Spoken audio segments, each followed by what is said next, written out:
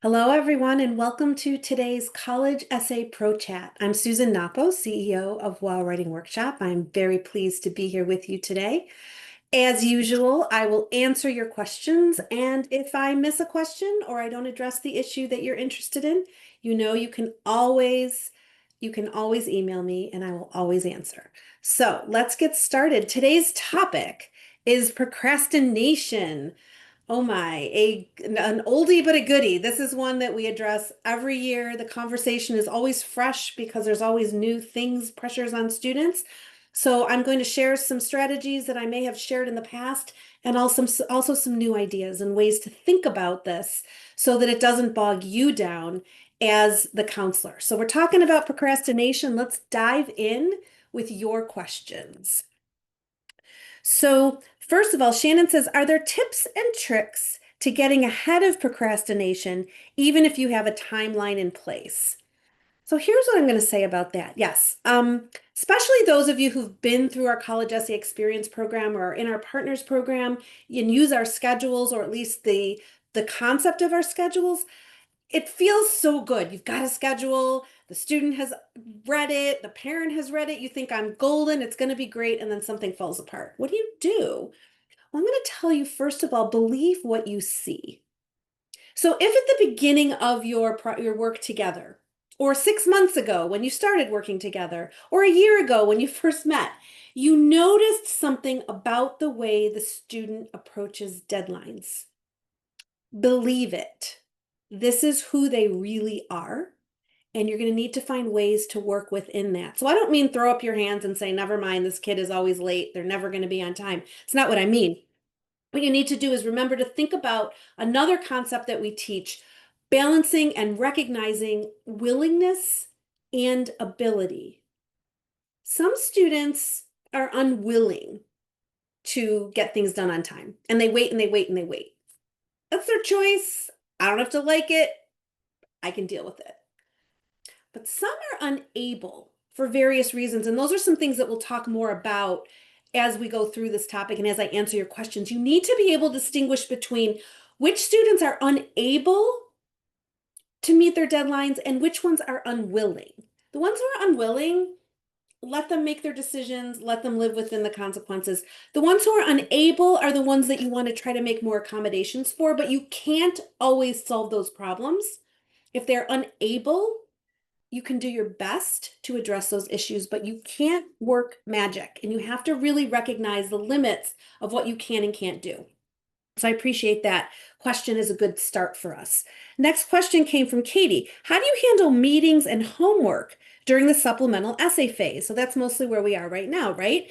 I find that I am meeting with them every week to keep them moving forward as we brainstorm a new essay, and then, if there's time, check in on the progress of an older essay. So meetings in the WOW approach are for things that need discussion. They're not for reviews. They're not for general time check-ins. Meetings are to discuss things that you cannot do without talking to each other. So brainstorming ideas, planning strategy, things like that. Deeper discussions about changes to schedules or changes to approach, yes. But to just check in, you can do that in an email, you can do that in a text, you can do that in whatever platform you use. I encourage that because I really want you to think about why you're meeting. If you are meeting to brainstorm one essay at a time, that may not be a good approach for anything, for anybody, because you're teaching the student that every single essay is a separate thing. At some point, you should be able to work on them strategically as a package. We like to brainstorm by school when possible, unless there's so many essays that it's too much, because then it helps the students see how they work together, and we can work on those essays as a package. It helps students stay on track. Sometimes having a little bit more to do is actually better. For others, having less to do is better. But for many students, having a bigger task in a shorter amount of time actually helps them stay on track. They're used to working in urgency mode. Whatever feels urgent and important is what they'll get done because they have too much to do. Many of them have way too much to do. Let's go to another question. So Becky says, I have a student who worked with me up to the essay writing portion. He didn't work through the WOW steps, but wrote his essay on his own. It makes it hard to go back and review it, and now he won't take my suggestions. I don't really have a question, but sharing a frustration. It's actually related to this. It's not exactly procrastination, but it's what happens at the end. What do you do when there's not a lot of time to do very much? How do you use that limited time? So whether it's a case of a student who just brings you an essay, here's what I do. I say, how can I help you with this? I'm putting the onus on the student. This happens with anything late, whether you asked for it and they gave it to you late, or you are receiving an essay from a student who didn't work with you and you say, okay, I'll do the best I can with this. Ask, how can I help you with this? If the answer is, well, I want to know if it's good. No, I can't help you with that because I didn't work with you from the beginning. I'm not going to send you back to the beginning.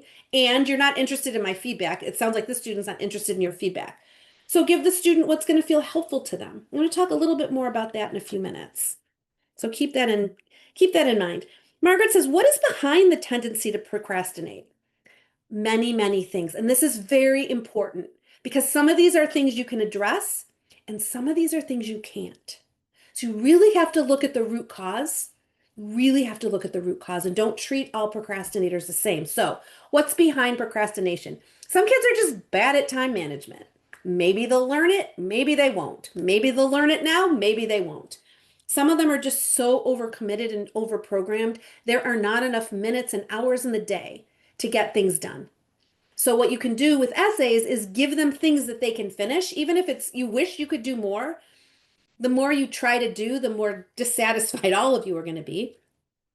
Anxiety. Anxiety over applying to college, anxiety over the quality of their writing and the quality of their thinking.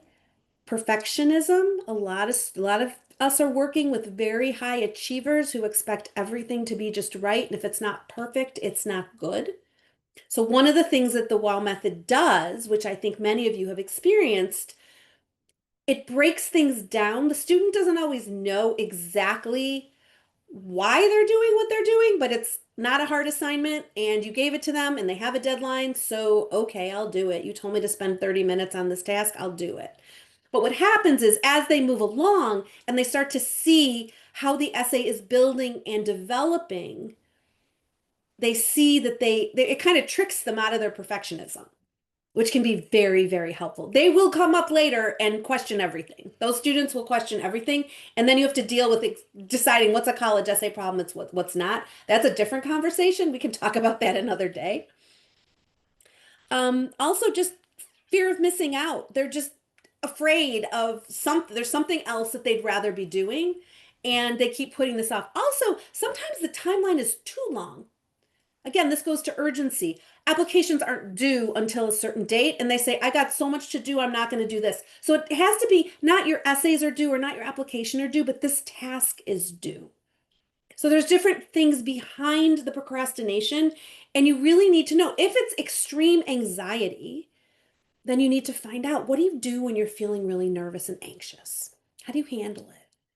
If they have strategies, work within those strategies. If they don't have strategies, you can start to help them develop those strategies, but you're not a magician, you're not a psychologist, most of us, and you're going to do the best you can. And you're going to try not to put additional pressure on students who are already putting pressure on themselves or are getting pressure from their families. Shauna says, what are the steps that you would reduce when you're running out of time?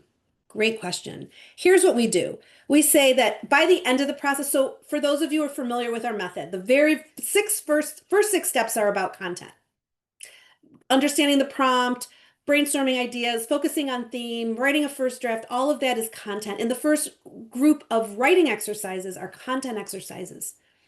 If I can, I want to focus on those steps.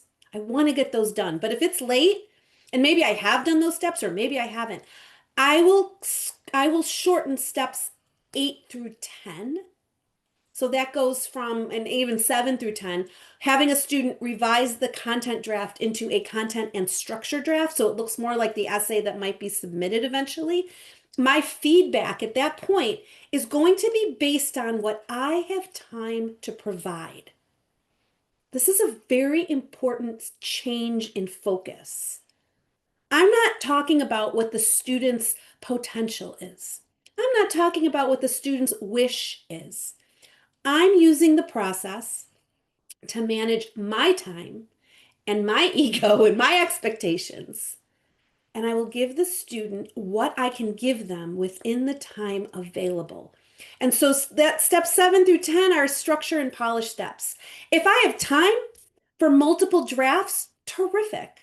If we don't have time, I will give them a little bit of structure comments and get them to revise one more time. And then I will give them a bit of polish comment, and then we're done. And I will not work harder than they do. It is very important. This is something I think I've learned from colleagues who we've trained who said, oh, I realize now I can't work harder than they do. I'm not saying to dismiss them. I'm not saying to diminish their importance. Of course, their families have hired you or they go to your school. Like you care about these kids. You want them to be successful. But you can't work harder than they do. So we will kind of condense things at the end. We'll also shorten timelines. And instead of saying you have 3 days for this draft, it's due tonight. So, especially for students who are procrastinating because they're not great with time management, then don't give them a lot of time. They're going to do it at the last minute. And if the last minute is now, it's better than if the last minute is next Wednesday. This is very important. Again, when I said at the beginning, pay attention to what you notice at the beginning. Because a kid who doesn't schedule an appointment or misses an appointment or doesn't do their pre-work or comes unprepared, the student's going to keep doing that. That is probably not going to change. You can do things to correct for it early on because sometimes they're just testing the limits, whether they know it or not. And you're going to help them understand what the limits are from the beginning so that you don't suffer later. We'll talk a little bit more about that too. Megan says, I procrastinate when I feel disconnected, overwhelmed, or unsure where to start. But when I'm inspired and connected to a topic, I can write for hours. How do we help students find that same sense of motivation and flow so writing feels engaging instead of like an obligation or chore? Here's the truth. I'm a writer. I write for pleasure. I write for all kinds of reasons. I write for my professional life. I write all the time. And for me, I relate to this, right? I relate to what Megan's saying. When I'm really in the flow of it, I can write forever. When I'm bored, when I'm distracted, when I don't really like the task I'm working on, it's hard to focus. For students, this is an obligation. It is an obligation. It is a bit of a chore. It's okay. And actually, when we think of it more as a task to be completed than a creative production, they do a better job. They really do. I like to think of this more as, some of you may have heard me say this, I think of it more as a grant proposal than a piece of creative nonfiction. There's a question, answer the question within the best of your willingness and ability to answer the question. And then move on, do something else. This is not the place to be a brilliant writer if they're not already into writing. If they don't like writing, then get it done. Get it finished. If they like writing, they might enjoy this. It's okay. Some of us are writers and we want our students to get into the flow and write and enjoy. Some of them will. Some of them will be surprised that they do. And some of them never will, and that's okay. They get to go to college too. They get to be successful adults with successful careers and lives. And we can help them get there by not helping them, by not always making them feel like they have to have, this is some big creative endeavor. Mini says, I need help assisting all my students who seem to think they can wait till the last minute to get it all done. Without boundaries that have been reinforced, that's your job, that's my job. Without boundaries that have been reinforced, students will push the limits. Remember, they have never done this before. They've had all kinds of deadlines. They have tests, they've had papers due, they've had all kinds of things they've had to do. They've never applied to college before.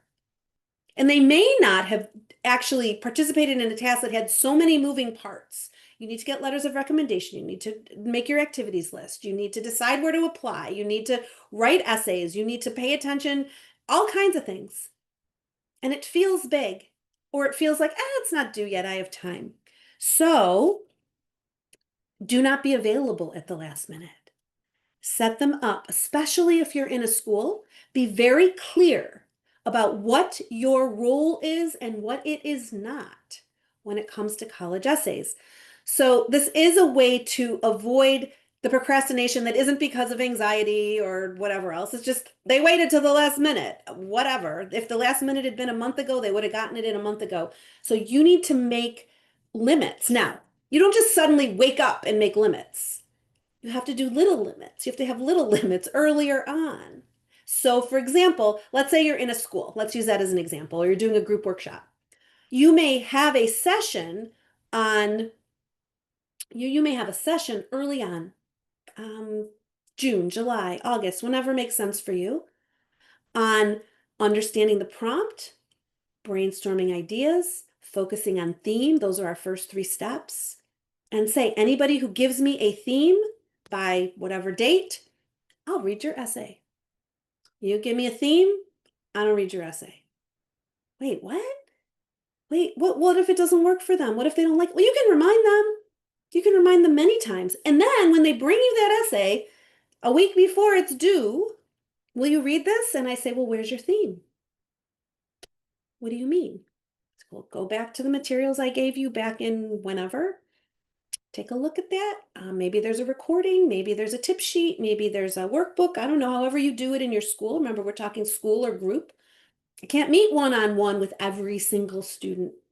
Many of you can't do that. Some of you can. You're independent consultants. You can meet with every student one-on-one. If you want to meet 12 hours a day, go ahead. Not what I want to do, not what I wish for you, but if that's how you want to spend your time, great. But let's say you're in a school and you can't. You have to have something they need to do, something they need to give you. And you can remind them. You can remind them 100 times if you want to. But if they don't do that preliminary thing, then you don't read the essay. Or you can say, that doesn't work for me. Okay. You can say, I will read your essay for content, what you're writing about, give them a date. September 12th. I don't know, make a date. I will read it for structure and polish. I will read it for polish by this date. If you get it to me and maybe that date is 2 weeks in advance, at that point, all you're checking for is grammar and spelling. You're not checking if the topic works. You're not checking if it moves well. You can decide what you will do by when. But if you just say, bring me your essay and I'll read it, or bring it to me by October 1st and I'll read it, but you break your own rule every single time, then they will not respect your space and time. So it's creating boundaries that work for you. One of our coaches very wisely said at some point recently in the last year, she said, I'm realizing that the process is for us to remind us where we are in the process so we know what we can give students and when. It helps a lot. Of course, the process is for the students, but it's also for us. We're managing multiple students with multiple needs, multiple families. And they're just thinking of themselves, which is normal as it should be. They're not thinking about the rest of your students. So you need to create boundaries that you can keep and that you will keep, and someone will be disappointed and someone will be angry. However, what you can do is you can give them what you can give them in the time you have. And that takes me to another question, another issue that I didn't want to miss. Had a great question about this that I don't want to miss out. Well, okay. So what happens if I can't find the exact question. So I'm going to paraphrase it and give you the answer I wanted to give you because it's related to this. What happens when a really dedicated student comes to you late? Let's say you're an independent and they didn't know about you, or they didn't know they needed help, or they thought they could do it on their own, and they're super dedicated. They'll spend every waking moment working on these if you tell them to. I had a student like this recently, came to me at the very last minute, super bright kid, absolutely qualified, had a good list, so his essays could help him. And he brought me his Common App and his supplements for his ED school about a week before the deadline. And I said to him, this is what I will do. This is what I can do in this amount of time. We're going to meet this many times. We met a couple times. I don't usually meet that much with students, but that's what we needed to do to get it done. And I charged him extra because it was last minute. which the family was very respectful and appreciative. And I said, and I'm done on Friday. Friday at noon, I am finished. It was October 31st, as you recall, it just very recently. And I made it clear that I was going to give him a lot in those few days. But when I was done, I was done. And so what I did is I looked very carefully at what he gave me, and some of the essays were really excellent, like very close to being finished. He could have even submitted them. I think we improved them, but not so much that it was going to matter a lot. One of them, he hadn't really spent a lot of time on it. It was clear. He kind of understood the prompt, but he didn't quite answer it. And I thought, well, what can I do in the time I have? I'm not going to take him back to the beginning. I think if I had, he would have done it. He would have gone back. But I said, this is what I can do in the time I have. And I had to remind myself that he doesn't know what all the rest of my students this year got. He doesn't know how much time I spent. He doesn't know what he would have gotten if we had met a month or two earlier. Because with me, he was in better shape than he was without me. And I gave him a lot of value. I mean, I think those essays improved significantly in just a few days. But I was really clear about what I could do so that I didn't overextend myself and I didn't feed into the idea that, well, you can have everything that I would have given you a month ago and you can have it in the next 4 days. And it worked. He was happy. I was happy. The parents were happy. It all worked out. So keep all of that in mind with kids who come to you at the last minute. Think about why. Are they students of yours who you've been bugging since June? Well, sorry, you don't get a lot from me at this point. Are they students who show up late because they didn't know that they needed help? Okay. Are they students who decide they need to apply to an extra school at the last minute? Again, moderate what you can give based on what kind of time you have as well. Next question. Breen says, how hard do you push? I had a kid I knew was going through some personal stuff, but then he kept missing our deadlines, and the whole process got very prolonged. It was difficult to balance empathy and pushing him. This is one that comes up for us. We like the students. We care about them. We don't want to add to their stress. What I say here is face it. With a student like that, take a break. Tell them. Don't pretend that you're just going to keep moving. And we'll tell a parent too. It seems like your child is really stressed, and I don't want to add to that stress. So how about this? Let's take a little bit of time off.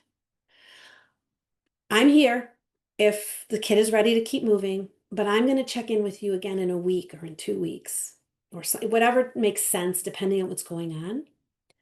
You don't have to make them finish. It's not our job. If they're really going through difficult things, we may need to back off. They might not be able to apply early. It's not as though applying early is the only way to get into college. We may need to moderate our expectations and the family's expectations. And that gets me to the issue of parents. Many of you asked a variation on this question. How and when do I get parents involved? So think of it this way. Every problem, any problem of any type in your business, in your life, in whatever, your personal, anything, has a before, a during, and an after.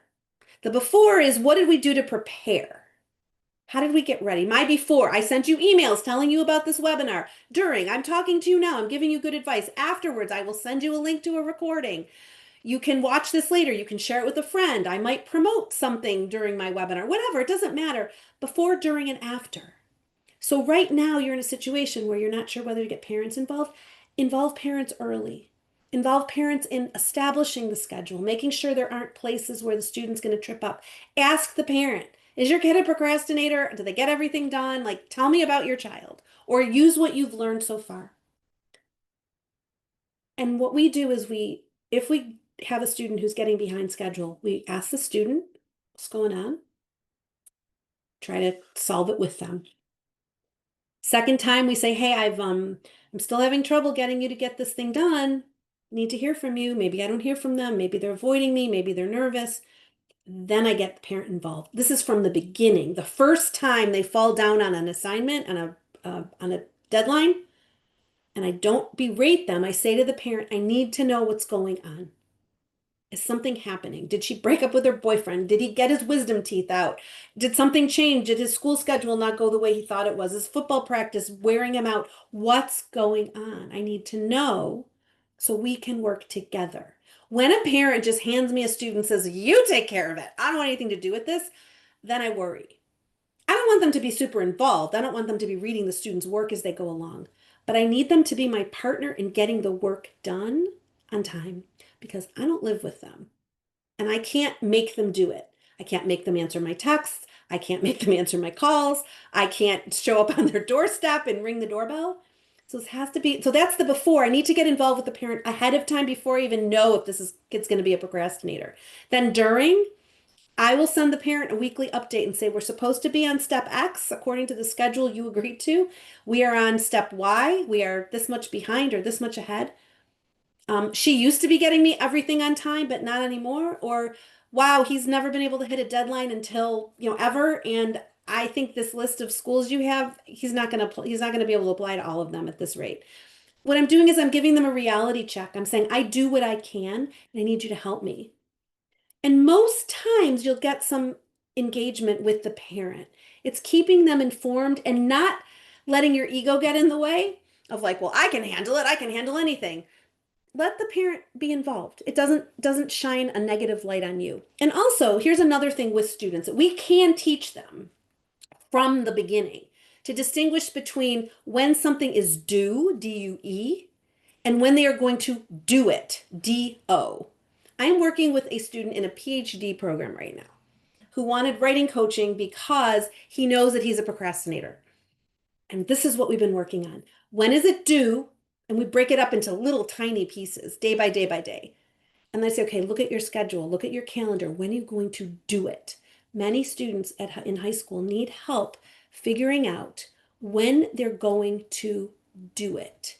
And that is something you can help any student do, is really figure out, understand the difference between when something is due, because they're not going to think about it, and when they are going to work on it, when they're going to do it.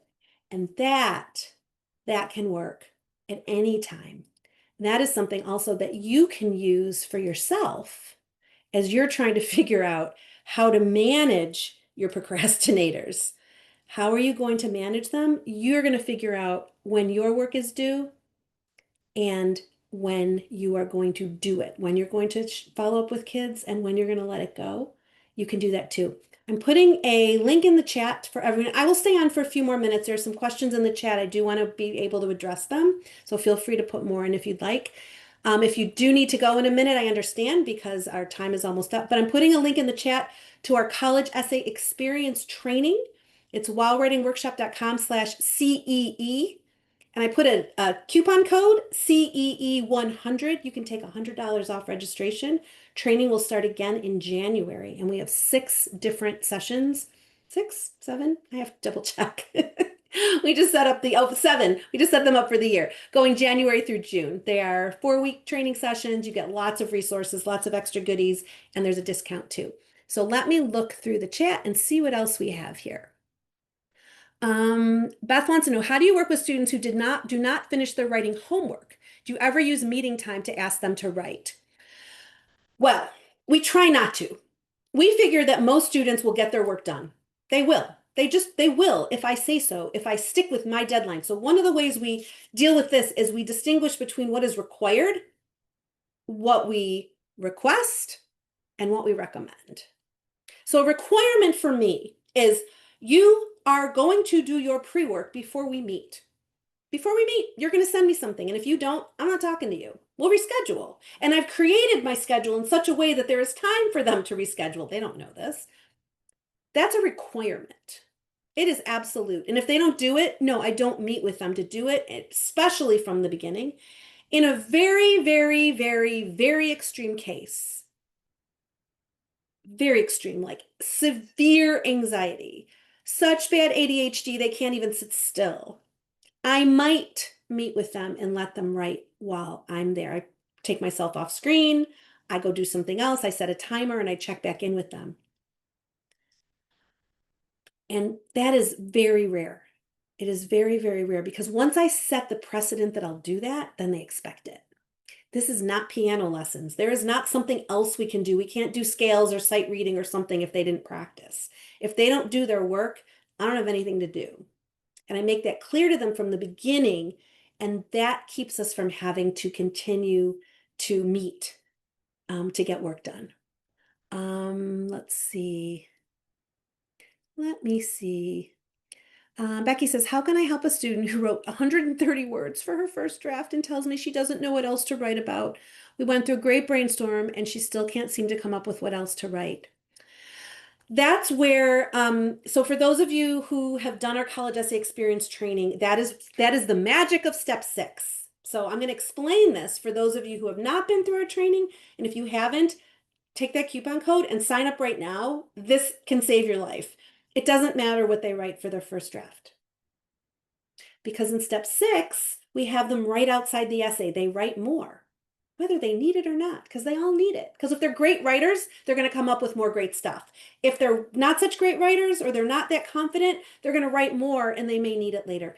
Then we do another exercise where we have them start from all different places in the essay, and we have guidelines for how to choose the free writing outside the essay and how to choose the new openings. We give you lots of examples and lots of tips.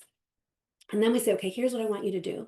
What if you started the essay here? And it can be something that's in the essay or in the free writing they just did, or is from your discussion. You told me that that was something you'd never done before. Why don't you write about a time when you didn't do this and how this was different? Or you told me that after that, you were accepting challenges like this all the time. Pick another time and tell me about it. So there are ways that you can use the writing exercises that go between draft 1 and draft 2 to generate additional content, to go deeper, to go richer. It doesn't matter if they wrote 1,700 words or 130 words. Those exercises help the student focus on the theme, which you also established with them. And that is what's going to inform your comments in step 8. They're going to write a draft. So step 5 is the first draft, just content. Step 6 is your writing exercises where you're going to take them outside of the essay. So to teach them, every step has a reason, has a purpose, to teach them that the essay is not an object that exists outside of them. You're helping them create something that's a strategic piece of their application. So that we do step 5, content draft. Step 6, 2 very specific intentional writing exercises that we actually give you guidelines for. Step 7, first they plan their next draft. They have to go look at everything they've done so far, and then they write their next draft in step 7, the second part of step 7. Then you have steps 8, 9, 10 to give them more conventional feedback. If at the end they still have 200 words, then that's what you're going to get. Willingness and ability, friends. I'm telling you, if you start thinking about what you learn about the student's willingness and ability to get things done, you won't be scrambling so much. You'll be calmer. They'll be calmer. Anything you're giving them is more than they were going to get on their own. You have to remember that. You do not need to entirely focus on what you think they're capable of or what you got with another student.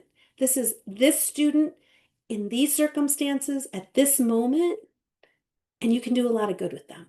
So with that, I will say goodbye, and I will see you next time. Have a great day.